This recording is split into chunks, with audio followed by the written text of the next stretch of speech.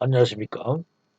이번 주는 이제 청소년 지도학문 제6주 1회차로서 6장 사이버 공간의 청소년 지도에 관해서 공부할 시간입니다.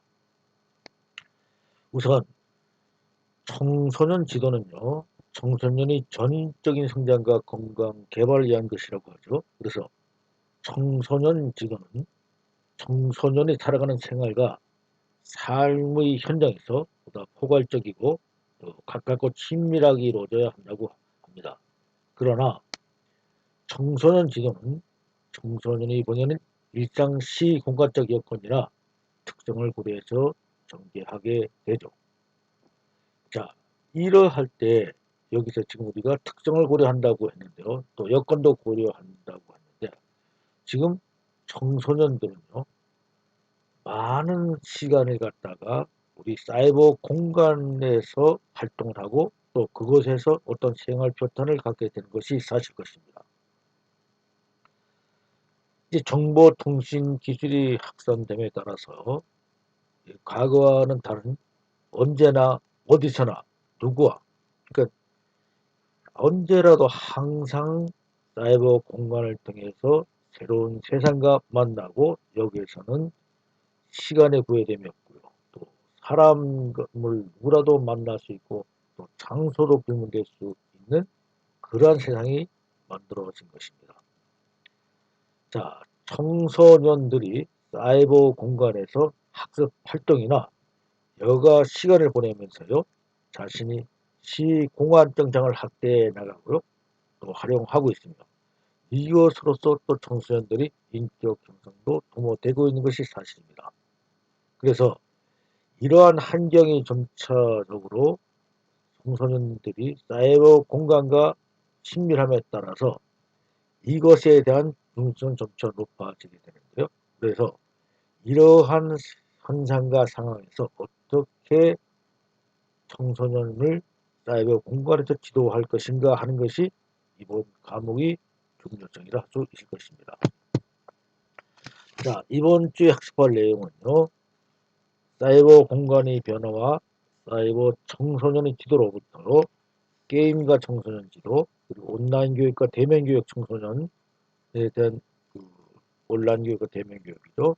그리고 이러닝과 청소년 지도, 또 블렌디드 러닝과 필립 러닝에 관해서 알아보는 시간이 되겠고요. 특히 지금 3, 4, 5는 우리 학습과 대단히 밀접한 관계가 있죠. 그래서 이것도 알아보는 시간을 갖도록 할 것입니다.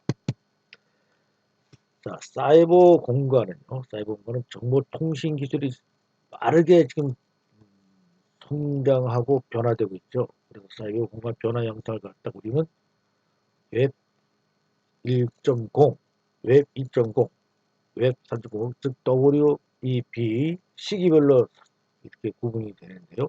이 시기별로 구분은 웹 시기 1.0 시기는요. 뭐 이게 우리 측보다는 조금 제가 생각한 것으로 설명하겠습니다. 하여튼 웹 하이드 웹 그래서 또 웹이라고 해서 WWW 그래서 월드 세계 와이드 웹 기술이 개발된 초기 웹 1.0은요. 여기 1.0이라고 있는데 1.0은 신문이나 방송처럼요. 기업들이 웹페이지에 제공하는 정보를 사용자가 단순히 보고 활용하는 일반적 형태의 서비스를 얘기합니다. 그러나 여기 웹 2.0이라고 하는 것은요. 요즘 많이 사용되는 블로그 같은 것 있죠. 2.0은 블로그 같은 거. 또 웹 플랫폼의 사용자가 직접 정보를 만들어 공유하죠. 그래서 소비 협력할 수 있는 상호작용 환경을 제공합니다. 그래서 웹 2.0은 우리 1.0보다는요. 굉장히 발전된 그런 것을 보고 있습니다. 또 기술적인 관점에서 웹 2.0은요. 주로 리치 인터넷 애플리케이션, 또 블로그에서 주로 사용되는 종합표 배그 RSS라고 하죠. 종합표 배그, 그리고 트랩백도 있죠. 뭐 댓글 자국이라는 거, AJAX, 뭐 이런 기술이 하는 되죠. 그런데 여기 이제 또 3.0이라고 이제 나오는데요. 이 3.0은 2.0에서 진화된 차세대 앱을 3.0이라고 하지만요. 사실은 아직 웹 3.0에 대한 정의나 기술에 대해서 명확한 정의는 없는 것입니다. 그래서 우리가 일반적인 웹 사용자에게 모든 것을 맞추는 인공지능형 형이라고 이렇게 얘기하죠. 인공지능이라고 하고요. 그래서 시멘텍 웹을 웹 3.0 핵심 기술로 혼동하고 사용하였는데요. 국제 웹 표준화 기구 월드 아이드맥 컨소시엄은요. 웹 3.0 용어를 사용하지 않고 있습니다. 웹 기반의 증강현실, 가상현실, 사물 인터넷, 캐넥티카, 블록체인 등을 차세대 웹 기술을 지금 논의 중인 그런 상태라는 것을 여러분들이 이해하고 계시면 될 듯합니다. 그러면 사이버 공간의 변화와 사이버 청소년 지도에 대해서 알아보도록 하면요. 자, 우선 이것을 웹 1.0, 웹 2.0, 웹 3.5로 구분되어 있죠.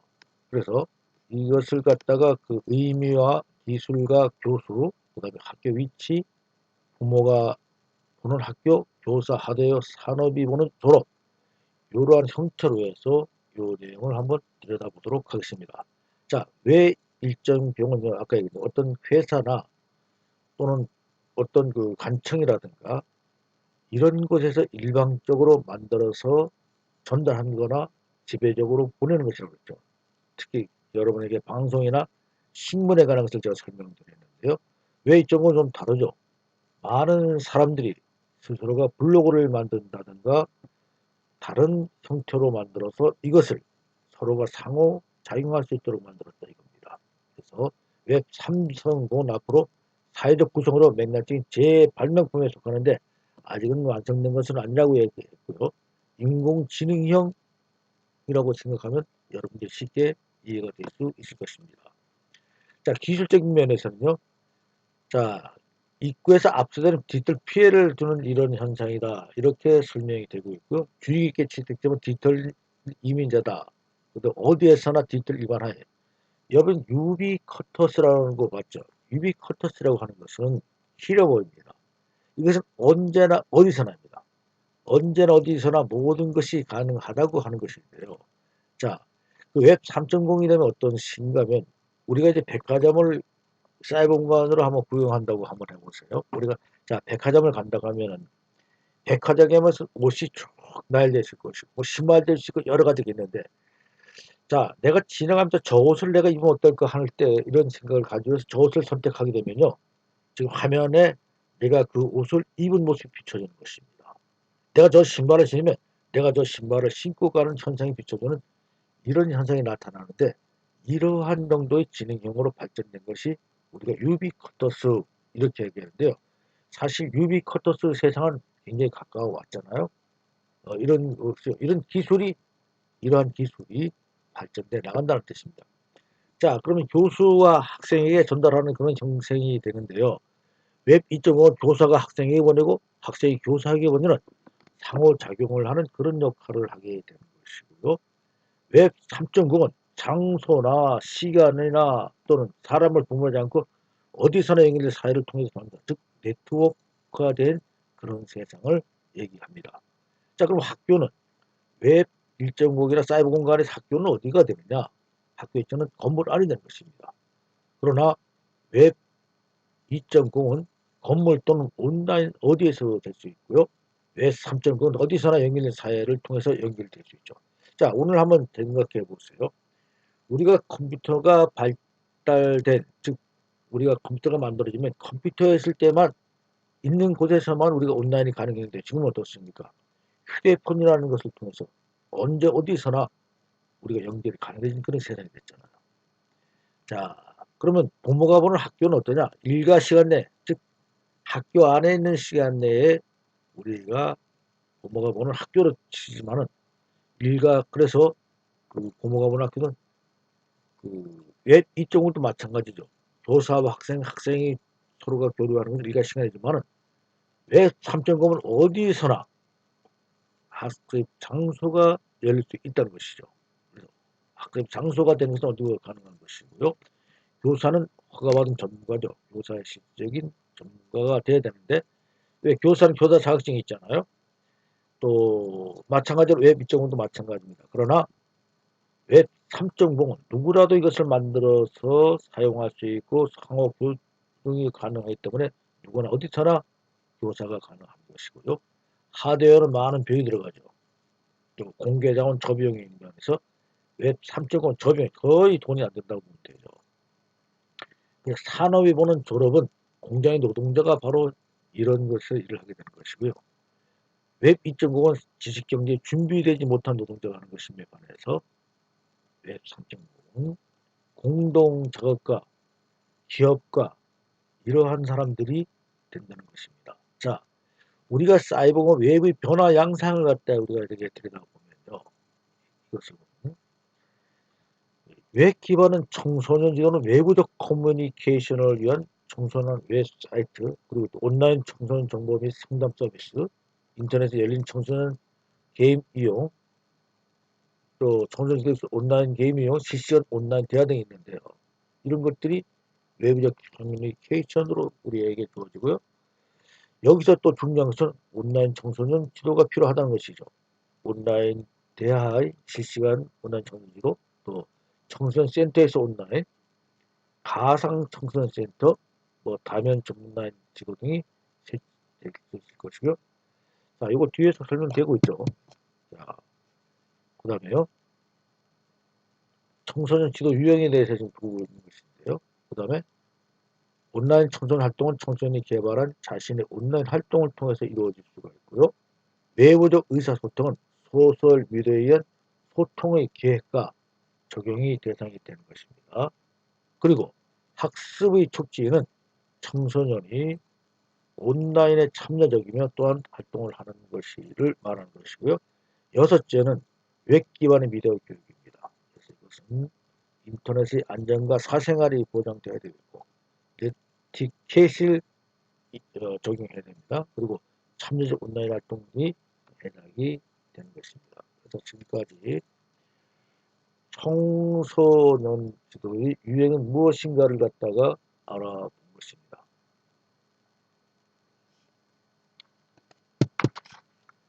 자, 다음은 게임과 청소년 지도예요. 그래서 게임의 특징과 유형을 지금 알아보는데요. 게임에는 뭐 놀이, 게임, 스포츠 이런 것들이 있겠죠.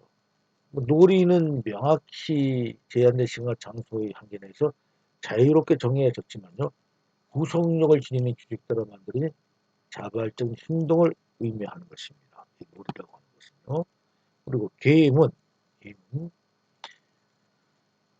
어, 자, 한 가지 조금 좀 더 설명드리는데요. 놀이는 개인 혹은 구성적 규칙 실정이 자율적이죠. 놀이라는 것은 비교적 자유로운 규칙을 스스로가 만들어서 할 수 있는데요. 경쟁 요소는 약하죠. 뭐 놀이하는데 어떤 뭐 커다란 뭐 내기를 하거나 그렇지는 않죠. 또 자발적으로 하죠. 참여를 자발적으로 동시에 이루어지며 놀이 활동 자체에서 느끼는 재미가 목적입니다. 그 굉장히 재미있는 겁니다.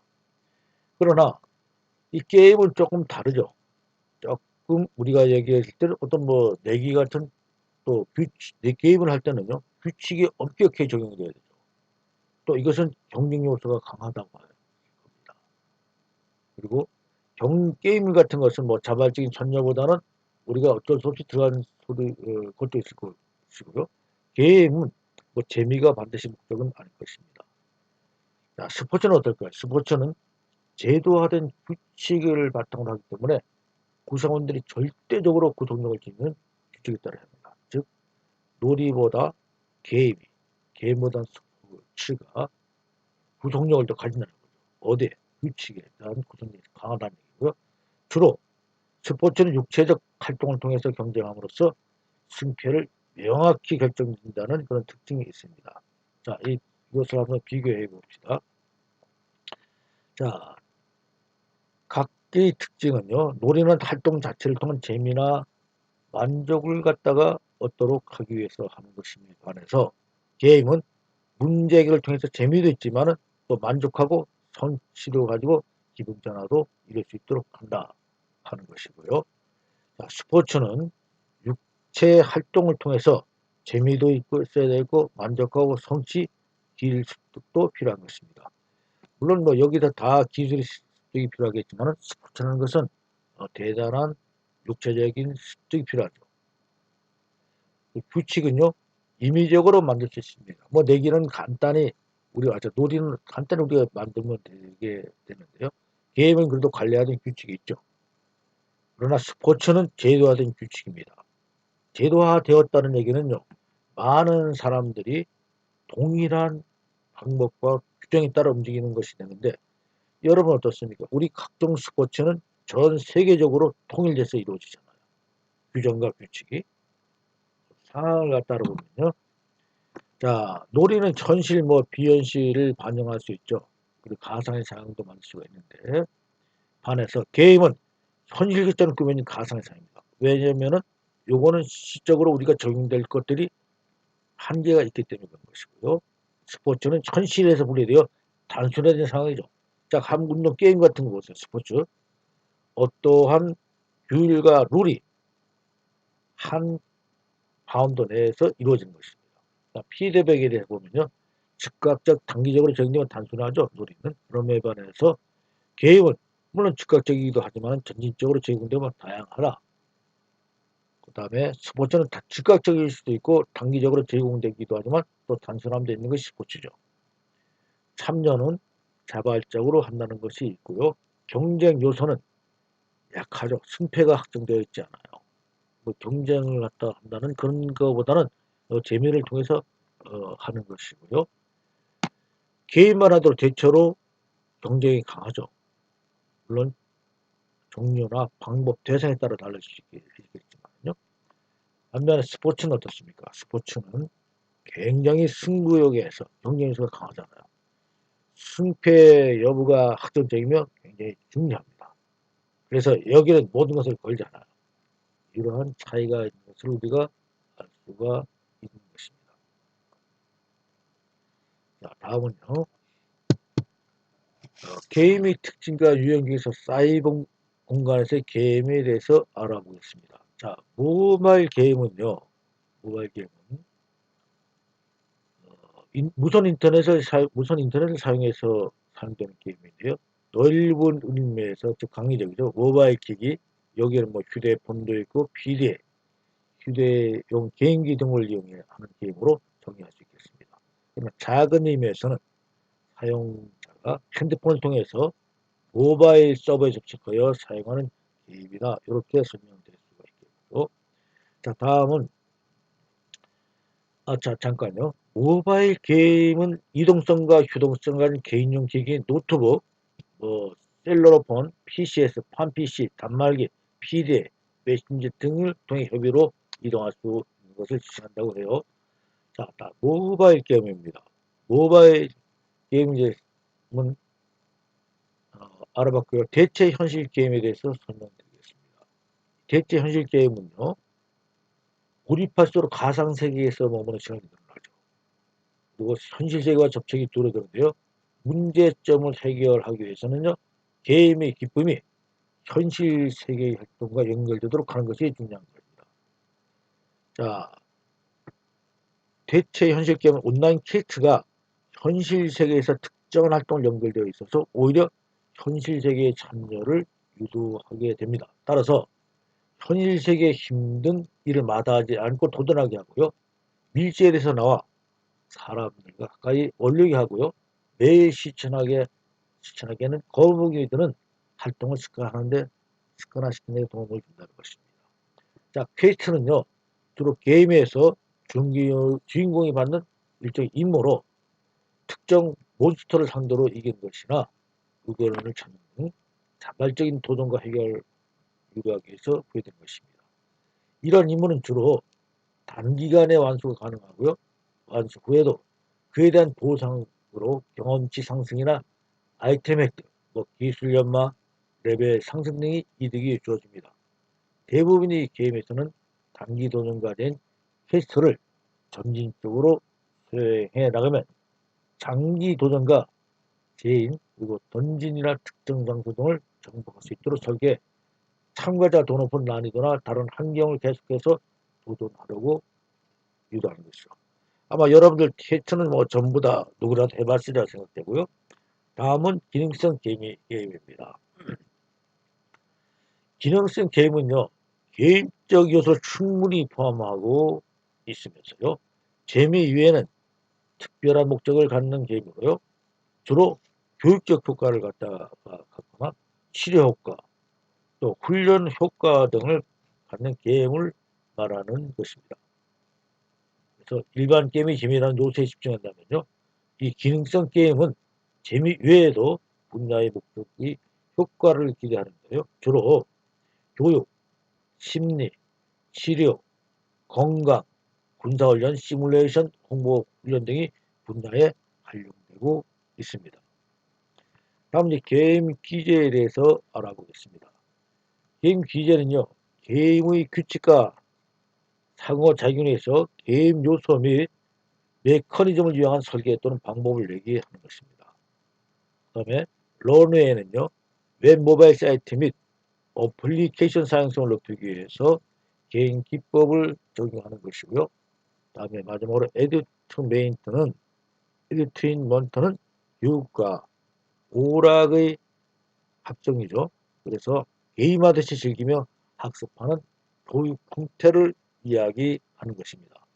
지금까지 사이버 공간의 게임 유형인 모바일 게임, 대체 현실 게임, 그리고 퀘트, 킹슨 게임, 게임 기제, 런웨어, 에듀테인먼트에 관해서 알아보았습니다. 자, 다음은요. 게임과 청소년 지도 중에서 게임화 및 게임 기반 학습에 대해서 알아보겠습니다. 자, 게임이라고 하는 것은요. 시나리오를 통해서 제공되는 문제 상황을 게이머의 의사결정에서 해결되며 이는 게이머의 자발적 참여에 담보된다고 하는데요. 게임의 커뮤니케이션 요소들은 게임의 논리적 특성에 기인해서 게이머의 자발적 참여를 촉진하게 됩니다. 자, 게임은 일반적으로 일정한 규칙에 따라 승부를 겨루거나 즐기는 활동을 지칭하면요. 오락, 놀이, 유의 등 다양한 의미로 쓰인다는 것입니다. 자, 다음은 게임화에 대해서 알아보겠습니다. 자, 게임화는요. 게임은 게임의 요소를 비게임적 맥락에 적용해서요. 사용자의 내재적 동기부여에 대한 설계를 하고 이를 통해서 수행의 목적을 달성하려는 방법이 되는 것입니다. 자, 그래서 기존의 개인 기반 학습과 개인화의 가장 큰 차이는 게임의 활용 여부라는 것입니다. 게임의 활용 여부가 기존의 개인 기반 학습과 게임화의 가장 큰 차이인데, 그럼 게임 기반 학습은 뭐냐? 게임 그 자체를 활용해서 학습을 유도하는 것인데요.